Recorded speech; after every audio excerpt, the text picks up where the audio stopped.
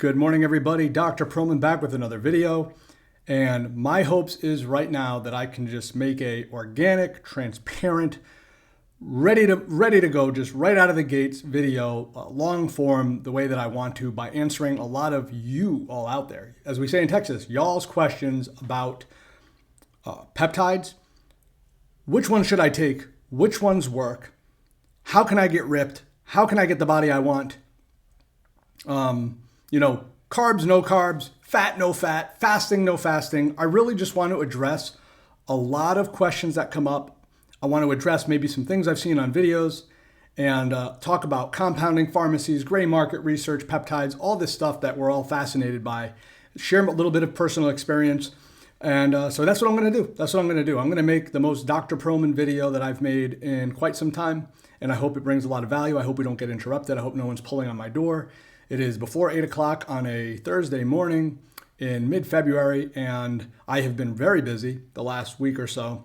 Today is really the first day that I feel like I can just show up to my clinic, adjust patients in the morning, kind of get through the afternoon, get home fairly early, and then do my consultations on Friday and kind of continue on until, get back on my exact routine. Because I went out, was it last Friday night or last Saturday night? I think it was Friday night with some friends, and we stayed out too late. My body just absolutely fell apart, did not know how to handle it. I don't know how to stay up past almost 8:30 these days, but me going to bed at 12:45 that night, was that 12:45 a.m. that night? I mean, that was devastating. I really could not make up the sleep. And here I am again. No, this is not medical advice. Disclaimers always. I never need YouTube to flag anything outside of copyright restricting me when I roll in some music that I'm not even aware of that hits a video. So guys, whenever somebody like me or an influencer says, check with your doctor or, under the medical supervision, of course, there's a level of cover your own ass, because then we're over here oh, we're all experimenting. The thing I do want to bring up, question number one that's going to get addressed right now is, where do you get your peptides? Now, a lot of you might be, oh my God, is he about to say where he gets his peptides? No, of course not. I'm not going to put anything in the link. I'm never going to answer a comment to let you know where I get an experimental, not for human consumption peptide like RETa. I'm just not going to do it. However, I will say that a lot of people seem to think that, they should be able to get guaranteed this and the best of that and pay, bottom dollar, a non-verified, peptide or a non-verified compound for as good quality as they can get, seemingly, for very little money. Because if I say, hey, we can get you 503A, 503B compounded, FDA oversighted, board legislated, approved, they've done all the strict testing. Compounding pharmacies have to go through a lot to be able to give you the actual potent, CJC 1295 ipamorelin, the Tesamorlin, the BPC 157, the TB4, the thymosin alpha 1. They've got to go through a lot to make those as potent or guaranteed as it can be. And if you want to guarantee what goes into your body, then you have to pay a little bit more. What's funny is it's not that egregious. Outside of Tesamorlin and maybe one other that I can't think of off the top of my head right now, it's not that egregious, guys. It's really, we're talking $40 to $50 more for a vial, and you're getting a concentration that's usually going to be in micrograms. That's going to do a lot of, how should I say, you'll know when you inject it versus the one you reconstituted yourself. And you might be like, oh, that's just your opinion or this and that. Well, I don't know. I mean, I have 3 or 4 websites that we've gotten Conglitide, sorry if I mispronounced that, which is the amylin agonist to reduce hunger and kind of drown out the food noise. I've had people, misusing and misdosing that to the highest, levels of 5 and 10 milligrams that they reconstituted themselves, or they didn't understand that 0.2 ml wasn't 200 freaking micrograms. They're over here like loading up a syringe, and they're taking that to the max and getting no effect. I've had a few places that I've taken Retatrutide with that I thought I was starving on. There's a big variability from site to site, and what exactly their transparency has to be, no matter what type of third-party testing they're showing on paper.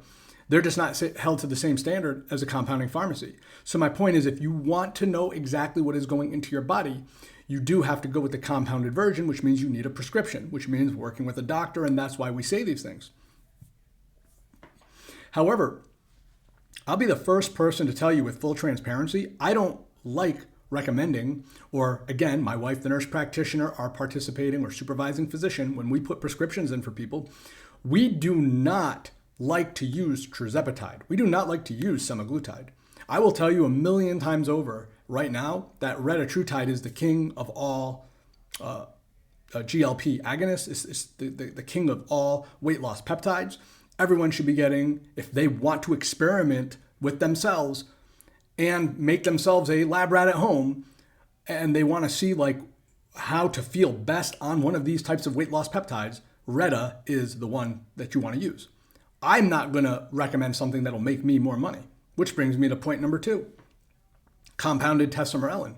Right now, a lot of weight loss clinics, hormone clinics, TRT clinics, hormone replacement therapy clinics, they are functional clinics. They are using the term visceral fat to try to fool you out there, the consumer, that you don't know the difference between visceral fat and subcutaneous fat. Visceral fat is the deep organ fat. Subcutaneous fat is the love handles. There, I said it. That's it. That's all you have to know. So the fat you can see and grab is subcutaneous fat. That's topical fat. It's your dermis is fat. And, that's hard enough to lose as it is, let alone the targeted visceral fat. If there is some level of what's the word I'm looking for? Not authenticity. If there is some level of effectiveness, I hate when I can't think of the word I want to use.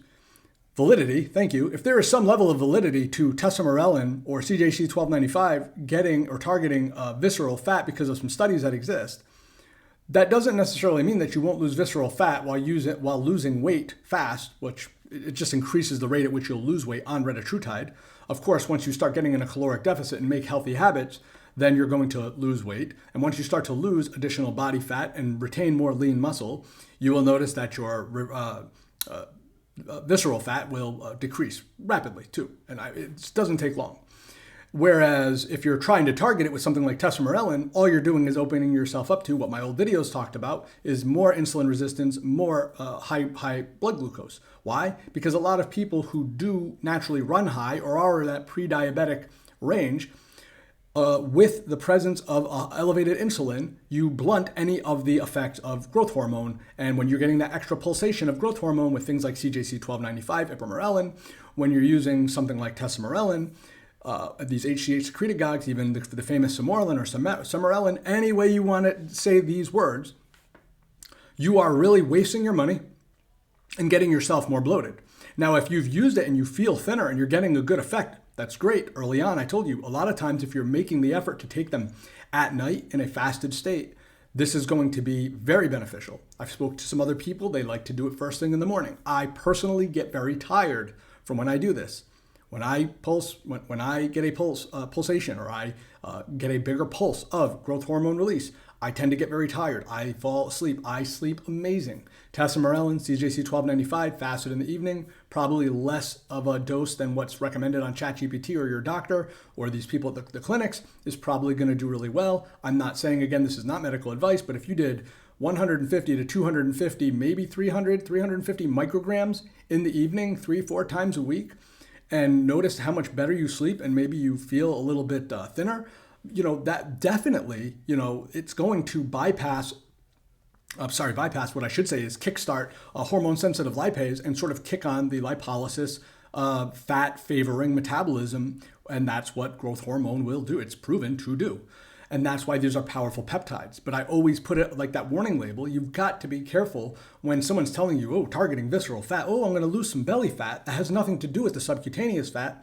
Also, if you were on retatrutide alone and you were eating of an appropriate diet, which I'm going to really hammer home some diet stuff in the next few minutes, RETa will take care of everything. So I can't say it enough. And what about tirzepatide? What about semaglutide? Well, if you want a very strong GLP-1 slow gastric emptying, aka food in your belly longer, lots more side effects with cramping, possible diarrhea, possible nausea, then you'll do something like those two we mentioned, GLP-1, GLP-2 kind of deal. But if you really want the full effect of enjoying food and understanding what a lowest, most effective dose can be without spending trillions of dollars, then the way to go is retatrutide. All right. So what else do you have to look out for at the hormone clinics? Well, one of the things that's been on my mind recently, and I've made little videos about it, but here in the long form, let's get after it. If you're still with me, thank you. Testosterone, men on testosterone, 40 years old or over. Maybe you're younger. Maybe you went to one and they were just encouraging you that testosterone is a great idea. Or maybe you had one snapshot at a moment in time that your testosterone came back at like a 280 or a 300 and you started freaking out. There's so many other things to take into consideration: FSH, LH, sex hormone binding globulin. What was I going to say? Estrogen, already your estrogen, cortisol, CRP, says, inflammatory markers. What do your lipids look like? Blood sugar, glucose, insulin, before you decide whether or not testosterone is the way to go. Because if you already have a lot of adipose tissue to begin with, and you're using testosterone thinking it's going to like give you magic muscles and get you all chiseled and help you lose weight, and yes, you might grab back some libido. Yes, it's a sex hormone, and you might feel good, especially early on. A lot of it's going to convert to estrogen. And then paradoxically, when you're trying to lose weight and trying to get lean, they're probably going to give you something to suppress your estrogen to a number that's much too low, creating a lot of fat storage because your natural estrogen, conversion from testosterone as a man is paramount in lipolysis. And I'm just going to leave it at that. Don't get stuck going on testosterone or being stuck on a too high a dose of testosterone through your journey while you're trying to lose weight and get ripped. Because I can just tell you from someone who's been really heavy, not on TRT. I'm not on TRT. I'm happy I never started TRT. But from a lot of the clients I work with, to be able to lower their doses of testosterone, which is, hey, if you want to stop estrogen conversion, I'm not saying anastrozole or AIs, as they're called, aromatase inhibitors are the devil or they're the worst thing in the whole world. It's just one more thing you have to worry about in terms of effects, side effects, suppression, doing something with another synthetic drug that's as opposed to like a natural, peptide that just enhances something. Because remember, testosterone is a replacement hormone / I don't want to call it a drug, but it is a hormone that's acting like a drug. It's shutting down the natural release of your own testosterone. That's why LH, FSH, shrinks, and then people have to use HCG if they or something else, maybe in clomiphene, another conversation, if they want to stimulate their own testicular testosterone and work back upstream. So remember, that's one of the reasons why you don't want to get on testosterone. But more importantly, to stay on topic, the suppression of estrogen is inevitably killing your fat loss, assuming your testosterone is superphysiologic, which, by the way, superphysiologic doesn't mean that you have to look at your testosterone and because of some range and number definition based on your age. Oh, it's 1350, it's superphysiologic. Well, it might be 700 next week, even if you don't decrease the dose. When did you inject it? When did you train? What does it look like if you took it, every 2 weeks on a different day? What would that number look like?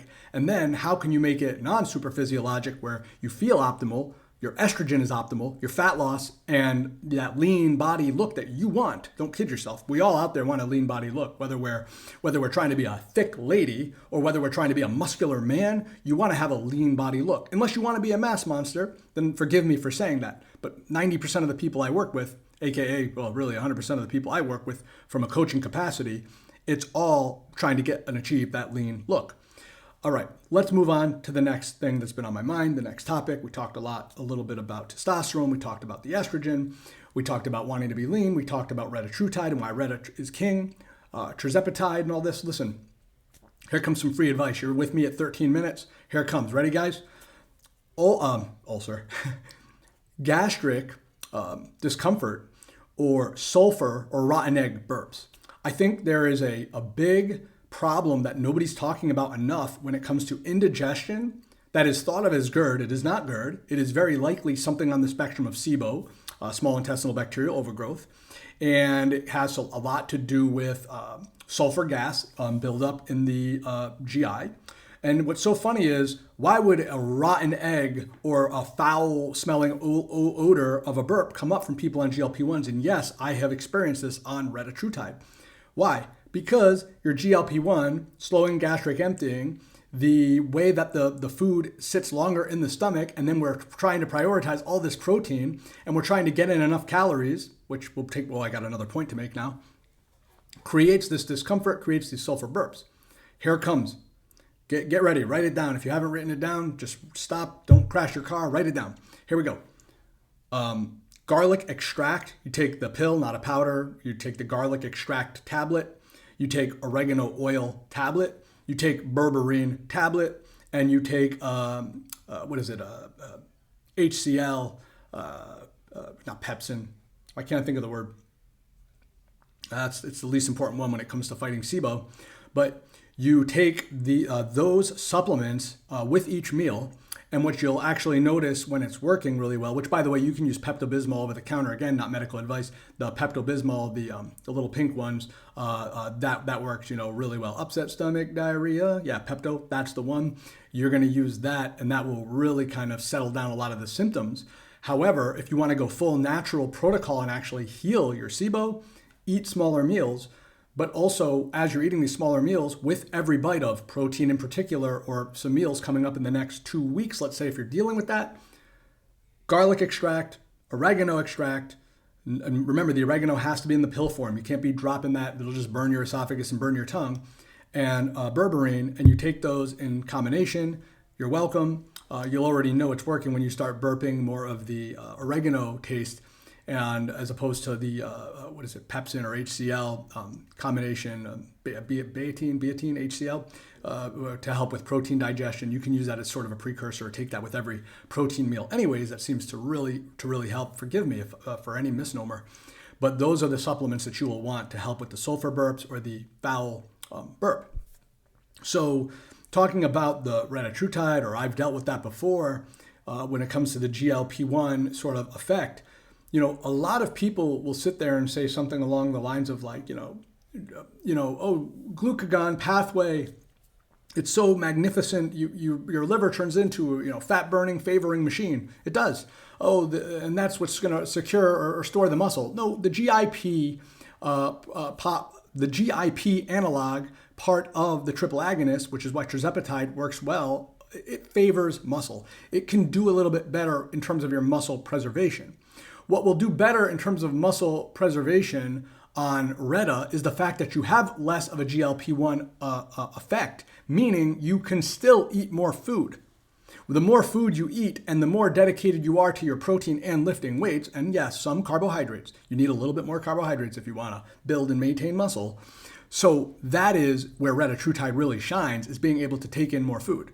Because for those of us out there, if we're just being honest, a lot of these GLP-1, GLP-2, tirzepatide, semaglutide drugs, it is impossible to try to finish food. And that's another way you could even know if your retatrutide is working, is if at times you're like, oh man, I can't get through my 6 ounces of beef here. Oof, I'm getting full fast. No, it's not just because you put avocado on the plate. It's not because you had a sprinkle of feta cheese. Maybe is it because you cooked it in oil, you topped in oil instead of just having butter. I personally don't like using oil anymore at all. I really just prefer to cook in butter, eat my protein, and have my fat of avocado or cheese with my little bit of sauce or whatever I decide to eat. But what I'm telling you is, if you really want to know if your RETa is working, are you having trouble finishing your meals? Okay, RETa's working. And that goes for any GLP-1 peptide. Because the point of it is caloric restriction or caloric reduction based off of cravings being minimized. And you have to be able to give these times and find your lowest effective dose. And this whole nonsense, bullshit of like, oh, you got to always titrate up. Don't forget, titrate up. You always have to titrate up. Everybody knows you have to titrate up. Well, look at here, N of 1, N of, I don't know, at this point, like 14, 15, just in the last 6 months. You can find your lowest, most effective dose, and it's going to carry you through. Because the goal shouldn't be to be on the drugs anyways long-term. Everyone's like, we don't know what the long-term studies, there are no long-term studies. It's only been a few years. Yeah, that's true. So guess what? If you don't, or if you're concerned about that, work to get off the drug. It's going to be a lot harder to stop taking one of these drugs if you're on some mega dose and then you're just come back with the hunger because you haven't changed your lifestyle habits at all. Eating carbohydrates and eating refined crap, like I brought this in on purpose to make a point. I haven't had one of these lean bodies in a long time, and my cravings have been next to absolute nil. I'm on that thing. You might have seen some of my Instagram videos on single ingredient food, minimal ingredient foods. I've really been adhering to that like crazy, and I've reaped the benefits in terms of body composition, energy. My stomach is doing so much better than it was, a couple of months ago when I was dealing with some of these SIBO-like symptoms. I could have gotten sick. I could have just had a bacteria infection. I could have had a cold, a virus, or whatever could have been hitting me. But the point I'm making is, you get fearful when you have these setbacks and you want to blame one thing or the other. If you're going to blame the peptide, then find a way to get off the peptide. If you're going to blame the medication, find a way to get off the medication. If there's even a possible that the side effect is there and it's bothering you that much, find a way to develop the habits that will make you not rely on these peptides or on this drug, whatever it may be. And as a caveat of that, I mean, I know some people that, got off of RETa, a couple of women I'm thinking of, and now they want to get back on because they're 4, 5, 6 pounds. And here's the thing, like, what are your goals? And it kind of takes me into the next point of the video. Why are there videos out there being made talking about like, oh, I want to like put on muscle and I put on muscle using retatrutide? Like, you didn't put on muscle using retatrutide. You put on muscle by being, sort of in a pro-anabolic, androgen sort of dominant environment, which is good. That's how you build muscle. Muscle's the longevity hormone, as they say, right? Muscle for longevity. Muscle is king. You want muscle. Muscle protects. Muscle builds. Resistance training builds bone, builds skeletal muscle, which is protective both for organ, bone, dynamic thermogenesis at rest, and how favorable it is for fat burning and having a higher resting metabolic rate. All these things we want as we age. Obviously, when our metabolism slows down, you could think of it as being more favorable and muscle sparing, but you still have to be in a pro-anabolic sort of environment. And again, I say this with all due respect to the people out there who maybe have a misconception of what retatrutide is doing for them. Like, do you know how hard it would be to build muscle when you're on I don't want to say even like the lowest, most effective, but a therapeutically beneficial sort of catabolic, metabolically burning, liver burning fat, constantly burning body fat and some amount of muscle at rest when you are working through the day on retatrutide? Like, how hard that would be to actually build muscle? It's incredibly hard. That's where you're going to have to figure out for you, because this is where the individuality comes into play. How many grams per pound of body weight in your protein are you going to have to take? You're going to have to track your macros now. Like, am I eating, 0.8 per pound of body weight or goal body weight? Or am I eating like 1.6 grams of protein, per pound of body weight with enough sweet potatoes and rice to, get enough calories to actually, and resistance training hard enough to create hypertrophy and make the muscle grow? That's, gaining muscle. Like, that's the only way it's done. It's not done through like some other, fake, whatever way. I don't even know. See, I don't know what to say. Like, there's no other way to do it. You can use black market DHT derivative anabolics, as they call it, but that's still like, you need the signal. You can give the fuel to the car, but if you don't drive the car don't drive. The driving of the car is the lifting weights. The driving of the car is utilizing the proteins that you're feeding yourself. So the whole thing is, again, what are your goals? And if your goals are building muscle, then maybe retatrutide's not for you. If your goals are fat loss and getting ripped and getting lean and losing body mass, retatrutide could very well be for you. And then just don't complain about it when you lose a little bit of muscle, and you have to be one of the people that works extra hard to maintain or retain not just muscle, but any amount of lean mass. So let's get into a little bit of the lifestyle hacks and habits about how this is achievable. Well, number one, I showed you this garbage with sucralose and fake sugars and natural flavors, and the calories at 270 for the whole thing. I only ever have about a half of this. And I'm taking this back to say, like, I just don't want to leave the gym and have nothing. Like, I lift pretty heavy weights 3 days a week. So that's right. Out of 7 days a week that I do some activity, I never have a full rest day unless my back is like, Perlman, don't you get off the couch. If my back is telling me, dude, you're sick, you're hurt, you're vulnerable, you're fatigued, it's all the same, just so you know.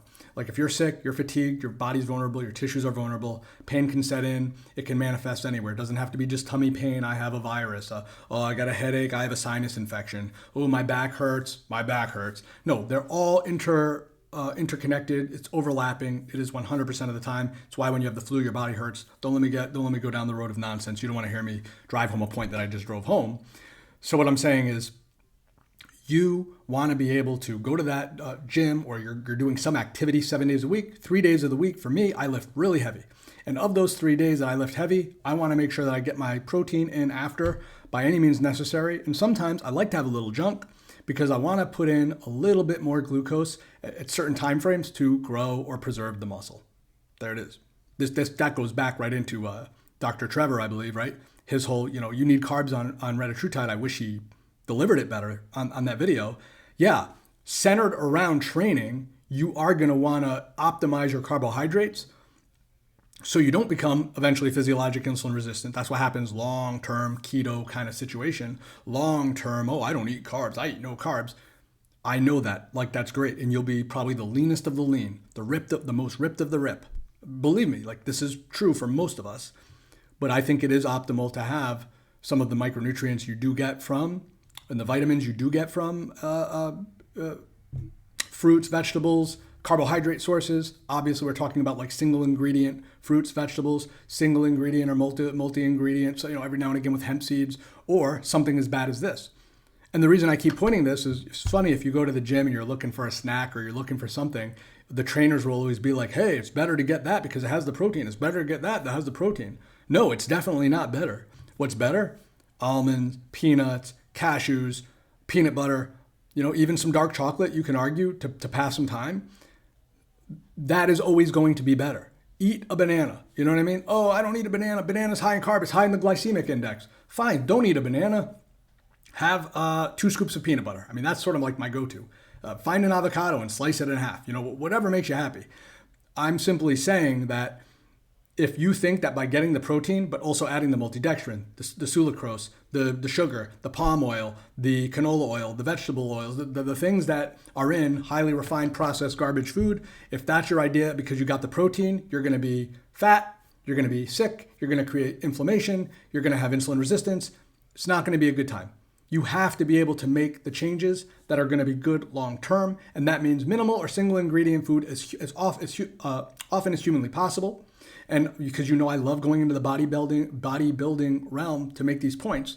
Nowadays, some of these younger guys that are such mass monsters, it's like the mass monsters have just come back so aesthetically unappealing, in my opinion, as opposed to the days of the Frank Zanes and the Lebanon Lion and the guys from the 1970s and 80s, like when Arnold Schwarzenegger was, champion of champions, Lee Haney all the way up through until Dorian Yates, right? So if you know what I'm talking about, especially the guys out there, if you know what I'm talking about, we see people that are more reliant on drugs and compounds and DHT derivatives and metabolics and peptides and stuffing their face with all sorts of foods to get enough calories to build mass versus guys that were tuna fish, chicken, beef, getting some rice and some sweet potatoes as much as possible with very simple steroids. Would they have used more of these compounds that are available or known about today more regularly? I don't know. That's not really the point. The point is, it's funny how they looked a lot more aesthetically pleasing doing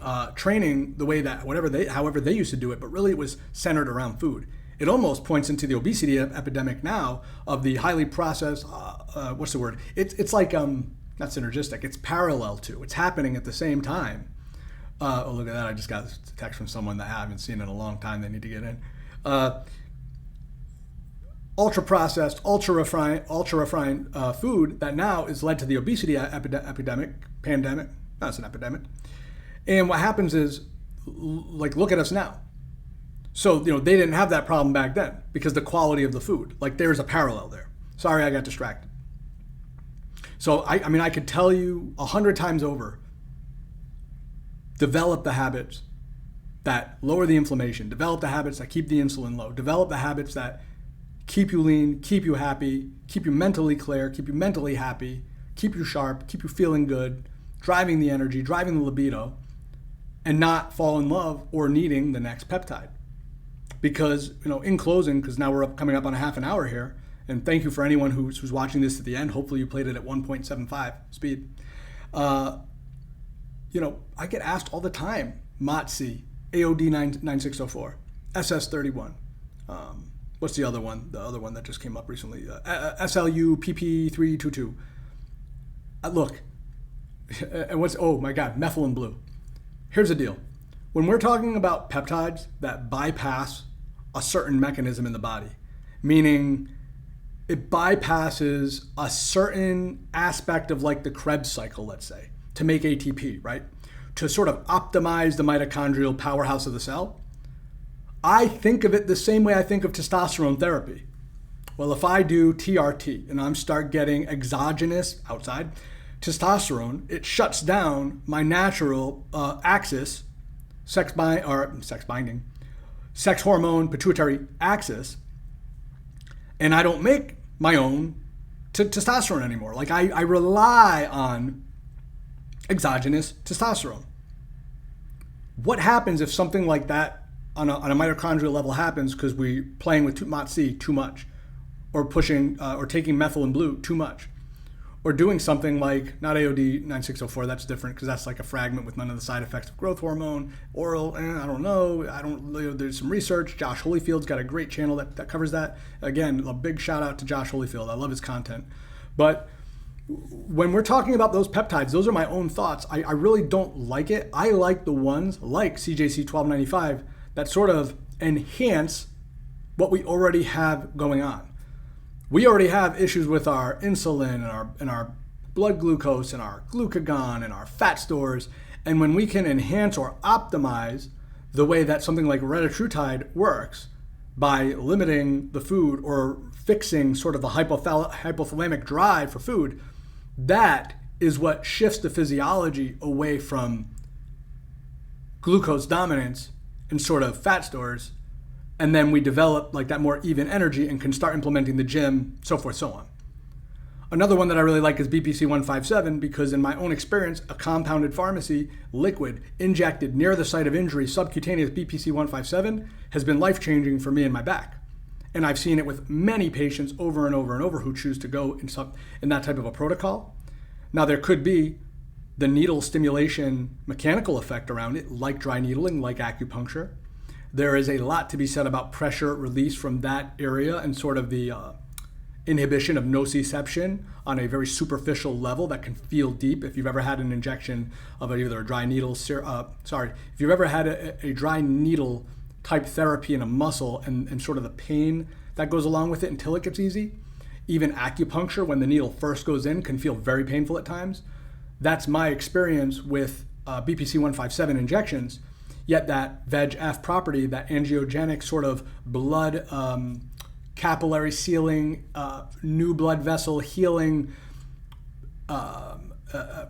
nitric oxide metabolizing, favoring, thereby inhibiting or regulatory or, oh my God, what's the word I want to say again? Indirectly working with pain inhibition and anti-inflammatory signaling where the mechanism of action is taking place for that short half-life of a BPC 157, super duper duper duper effective. And I am a huge fan. So there, like in conclusion of this video, I said I love retatrutide, I love CJC 1295 or even Tesamorlin. Just get the CJC 1295, guys. Don't get the Tesamorlin. And the microdosing that goes into that, the amounts I've touched on. Why I don't like things that I think will work around a pathway or like sort of bypass something. I mean, look, you're bypassing enough by cheating using a GLP-1. You're bypassing enough by enhancing your sleeping and retaining of lean muscle with using what you already have there. When it comes to what I like, why do something that really doesn't have a lot of research behind it when it comes to at least human research or less anecdotal studies? A lot of people react with that histamine response where they get very rashy and hives and don't feel quite right with MOTS-c. I'm one of them. I don't like MOTS-c because it makes me feel like crap. SS31, I felt like it did nothing. Conglaritide, I hope I'm saying that right, for the amylin agonist.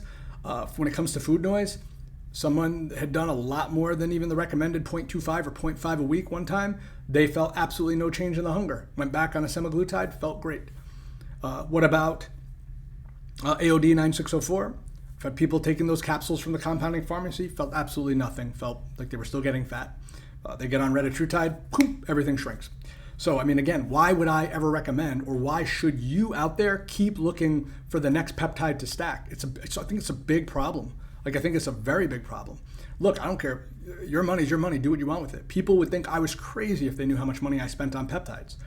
But I will say I stick to like the 3 that really work for me, and I continue to experiment with a whole lot of other peptides, including TB4, thymosin alpha-1. There's a whole new block of supplements that I really like, where I used to never take NAD+. I used to never take Tongkat Ali. I used to never take, what was the other one? Congaplex from standard process for sort of thymus based, if you will, immune support. It's more about enhancing the receptors there so your vitamins that are working for your body can go to the places they need to actually have the effect for the, what's the word I'm looking for? To sort of stop the reactive oxygen species, to sort of be anti-oxidative stress, if you will, right? Antioxidant, right? Like anti-oxidative stress. So it's not like you're taking something like Congaplex from Standard Process, no promotion, there's no link here, to, do what the wellness formulas of the world of vitamin D, vitamin C, zinc, and quercetin are doing. What you're doing is you're making the receptor proposition at various parts of the body better ready or enabled to receive those signals, to receive those nutrients, to receive those antioxidants. That's the key with something like that. And so I hope I provided enough value from blabbing on, and please forgive me for any of the things. I have no script this morning. I wanted to make just the most Dr. Perlman video I possibly could. And again, before I get out of here, the last thing I'll say again is, if you're gonna do something, when it comes to these peptides and compounds, you're gonna experiment, and you're fearful of, oh, maybe, what if, and I have all these questions, obviously work with a professional. You can always use me as the gateway drug, guys. If nothing else, I think that it's sort of my strength as a provider is that gateway, that initial consultation to get you going in the right direction with nothing to sell. I don't have anything to sell except for my consultation, and once you chat with me, I think you would know that. But yeah, there it is. I hope this brought you value. I hope you learned more about peptides and lifestyle, and I appreciate comments. I appreciate feedback. Of course, if you're going to tell me this video is too long and I could have edited it and all the other stuff, that's not what today's about. I could care less. I'm happy to get this out there. So if you're watching this to the end, it was one take, one shot. Everything you need, feel free to reach out. And until next time, this is Dr. Perlman.